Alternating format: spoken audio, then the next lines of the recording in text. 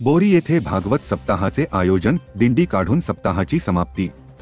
भारतीय संस्कृतीमध्ये हजारो वर्षांपासून वैदिक परंपरा आहे। या परंपरेमध्ये संपूर्ण समाज आणि समाजातील प्रत्येक व्यक्ती कोणत्याही जात, पंथ, धर्माचा असला तरी प्रत्येक जीवाचे उत्थान व्हावे आणि हयात असेपर्यंत जीवनात परमोच्च अत्यानंदाची अनुभूती घेता यावी, या उद्देशाने ग्रंथाची निर्मिती करण्यात आली आहे। भागवत ग्रंथात केवळ कथा नाही, तर भगवंताच्या प्रत्येक कथांमधून प्रत्येक जीवाचा उद्धार कसा करावा हेच सांगितले आहे। या ग्रंथातून अत्यंत सरळ आणि सोप्या भाषेत मानवजातीला अचूक मार्ग दाखविला आहे। म्हणून भागवताकडे केवळ कथा म्हणून न पाहता त्याचे आपल्या जीवनात काय महत्त्व आहे आणि आपण त्यातील काय आत्मसात करायचे हे आपल्याला समजायला हवे।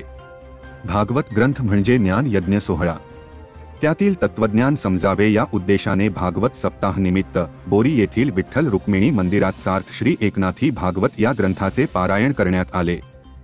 हा भागवत सप्ताह गुरुवार दिनांक 12 सप्टेंबर पासून मोठ्या उत्साहात साजरा करण्यात आला।